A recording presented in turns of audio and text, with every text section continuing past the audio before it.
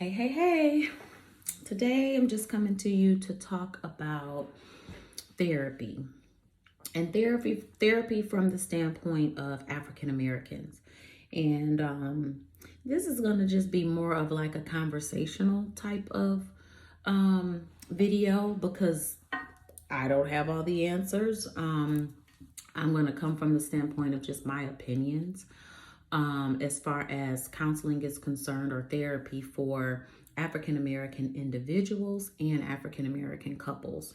So, the way that I feel about it, my friends joke, I'm always trying to send people to therapy. I think therapy is very, very, very important for individuals to do first. I feel like even if you're in a relationship, long term relationship, or a marriage, I think that each person should always be working on themselves individually.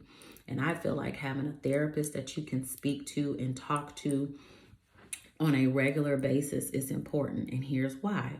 Because a therapist is going to allow for you to be able to be like not judged. You're able to just talk about any and everything. You're able to get things out, but they're also able to pull certain things out of you that you need to probably discuss, things that maybe you haven't tackled, things from your childhood. All those things affect who you are today and how you show up as a person in the world, as a husband, as a wife, as a mother, as a coworker, as a friend, as a daughter, as a son, all of that stuff, even as a grandparent. So, with all of that being said, I think it's just very important for people to focus on themselves first. I know for me, I find that therapy has worked. I've been going to therapy now. Let's see, this is 2023. I've been going to therapy ever since about, and I have my pockets where I kind of stop, but I always start back up and find somebody. But I've been going to therapy and taking it seriously since about I would say 2014, 2015. And it really helped me. Some things came out in therapy that I had no idea that I had balled up inside and that I was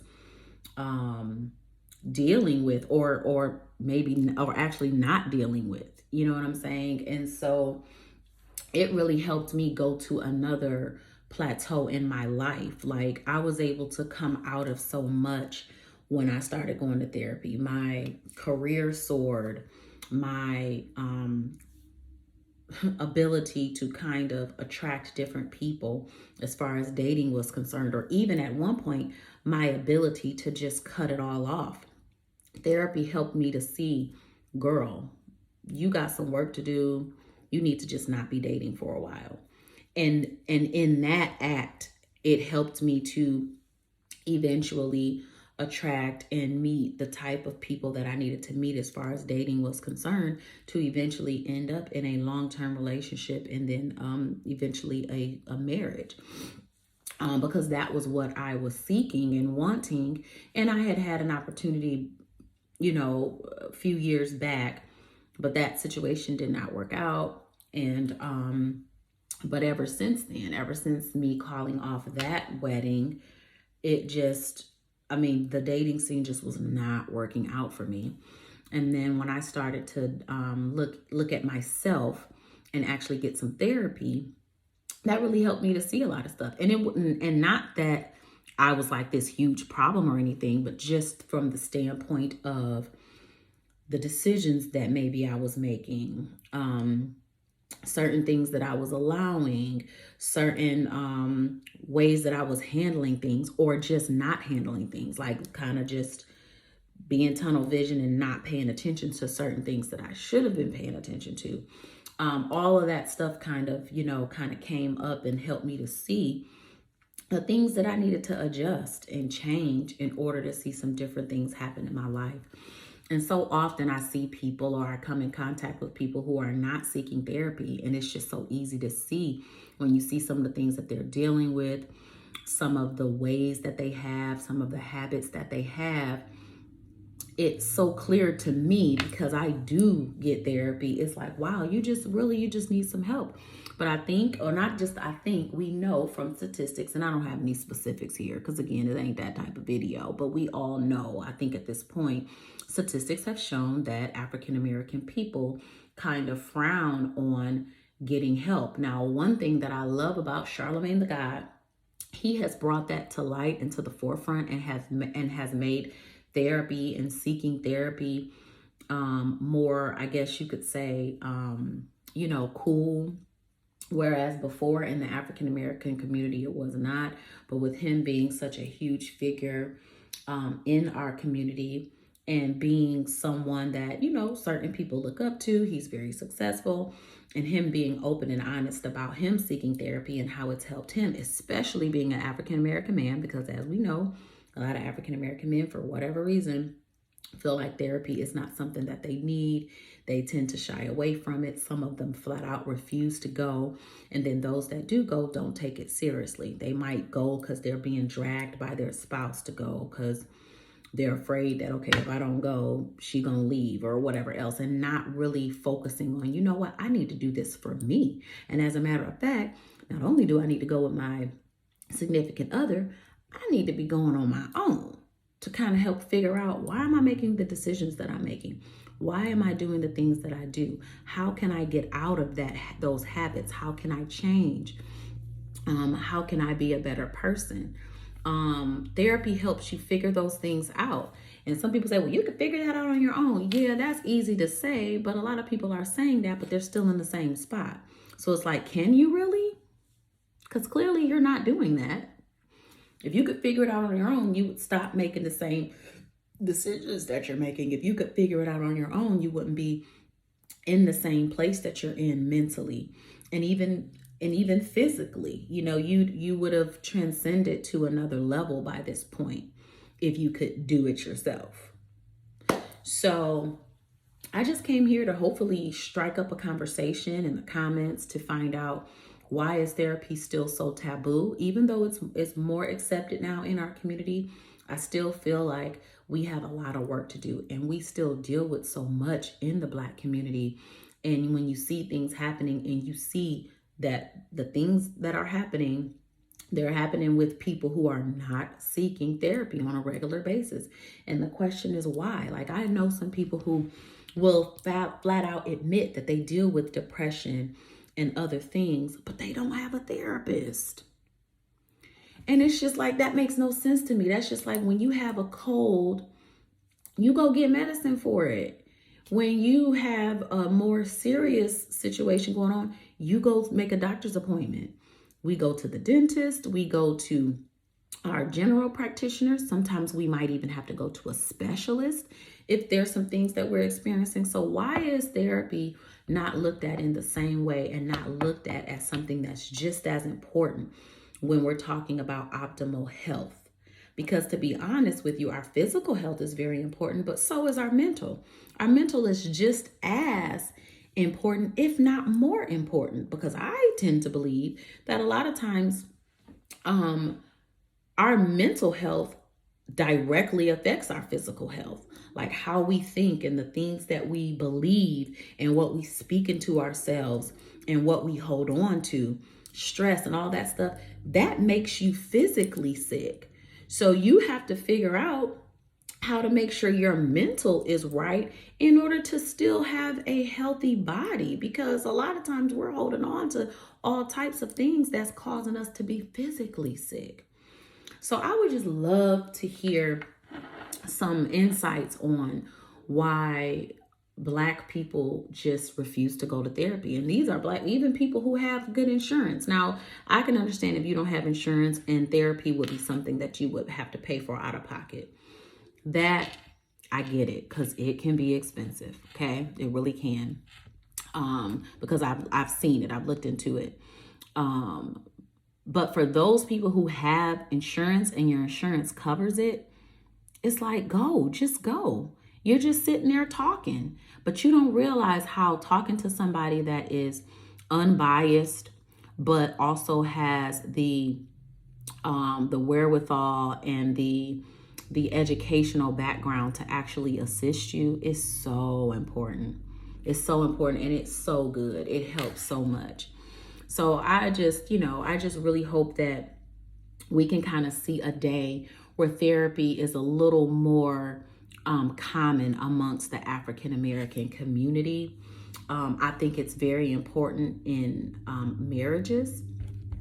I think that if more husbands and wives in the African American community sought therapy on a regular basis, I think that it would improve their relationships, and I think that it would improve the divorce rates. I really do. And I also think that what will happen is it will improve individual therapy, because I have seen a lot of couples get couples therapy, and then they realize within that therapy, hey, I think I need some one-on-one therapy. And they tend to get it because now they've never done therapy before. Now they're in it. It's not as bad as they thought. They're seeing the benefits of it, and they're realizing how they could also benefit on a one-on-one basis on their own and bring that back over into their relationship.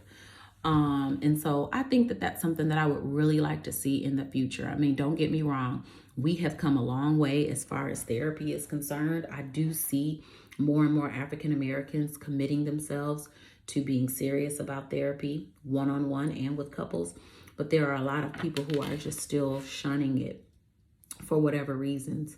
And I understand the fear. I understand the fear of the unknown if it's something that you haven't tried, something that you haven't done. And then also, too, for so long, the stigma has just been, oh, we don't need that. We can figure that out on our own. And I think it's also been frowned upon. But I want to also say, hey, I mean, I'm an open book. I don't mind letting people know that I do therapy. I love it. But if that's not something that you feel comfortable sharing, you do know therapy is 100% confidential. So that's another thing. Your therapist has sworn they can't, first of all, they don't know you, because a counselor or a therapist can't provide services for you if they know you personally. That's number one. So you can't have your girlfriend or somebody giving you therapy. They're not allowed to do that. And I think it's kind of obvious why. And so you're talking to somebody that doesn't know you, they don't know your background, and they're sworn to secrecy. So you don't have to worry about your business being told, So it's kind of like that you get the best of both worlds. You got almost like a friend that is not going to repeat your business, but that can also assist you in being a better person and just in realizing the things that you need to see within yourself. And I love the fact that what they do, they just let you talk, because I think a lot of people struggle with not feeling heard. And that's one good thing that you will find in therapy. You will feel heard. If nothing else, because they will just sit there and they'll be sitting there until you come on. This is a give and take. The therapist is not going to just let you sit there. You know what I'm saying? You're going to have to talk. They're going to ask you questions. But again, it's confidential. So it's not, even though I get the fear, but once you get in there and you see, it's really nothing to be afraid of. And what it actually is something to be proud of. And it's something to be appreciative of, especially if your insurance covers it. That is a blessing within itself. Utilize it. Just like I hope you're utilizing your dental coverage, your medical coverage. Again, utilize your coverage to make sure your mental health is intact. I think it's important. I think that it's necessary, especially in the days that we live in and the days to come, because as we see, the world is getting more and more intense.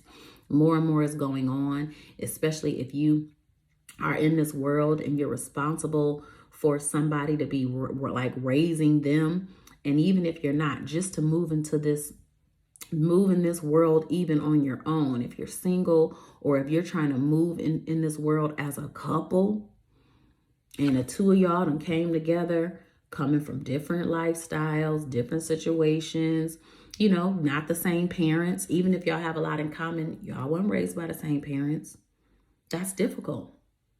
Bringing two people together with a completely different set of parents, completely different set of siblings, if you had any siblings at all. Sometimes your lifestyles are completely different. Your upbringings can be completely different. And even if they're similar, again, you still didn't have the same family. So you're bringing those two lives together, trying to mesh them, and that could be difficult sometimes when it comes to making decisions, when it comes to especially big decisions for the household. If you add kids in it, raising your children, making decisions about important decisions about the kids, their education, who you all are choosing to follow as far as, spirituality is concerned or religion. All those types of things can spark politics, health, how we eat, what we do, working out, like things like that. When you have two people together, you can have a lot of differences of opinions. And I think that counseling and therapy helps you navigate through those things better than you doing it on your own, because everybody's communication skills are different. There are some of us who need a little work in that area, whether it be speaking up more, or whether it be quieting down and listening more, being more of an active listener. And I just think that, again, it can be tough meshing two people and meshing two lives together. And I think that therapy is the way to kind of bring those people together and keep them together. If you got married and you want to stay married, I think that being actively in a state of seeking therapy, like at least like once a month or and if your insurance covers it, I say every 2 weeks, just having those sessions so that you guys are on top of like what's going on. You have some couples who feel like they can't even really openly talk to each other, or they have fear of, okay, yeah, we can talk, but it's going to turn into an argument. Well, at least therapy can kind of help you have those tough conversations in the right way, so you guys can actually get to a place of either agreement or agreeing to disagree, or coming to a place to kind of do a little give and take. Okay, well, we'll do this for you, but then we'll do this for you. And then also too, therapy is going to help the both of you all look at yourselves individually and not be pointing the finger, because I think that's what happens a lot of times in relationships. We love to talk about what the other person is doing or not doing. It's this, you. When in actuality, you need to be really focusing on, hey, what am I bringing to the table? What can I change? What can I do differently? It was at this point that my daughter came in. So in conclusion, my personal opinion is that therapy is needed for everybody. And I feel like it's needed individually. And if you're in a relationship, namely a marriage, I definitely feel like therapy is something that married couples should utilize on a regular basis, because as your life progresses together, things will change. You guys will change individually. And if you want to continue to grow together, I just think that it's important to keep the lines of communication open. And I think for some couples, that therapists can help with more positive communication and healthy communication, because I think sometimes a lot of couples, they kind of don't know how to have healthy conversation on a regular basis. So drop down in the comments, let me know what you think, like, share, and subscribe, and I'll see you next time.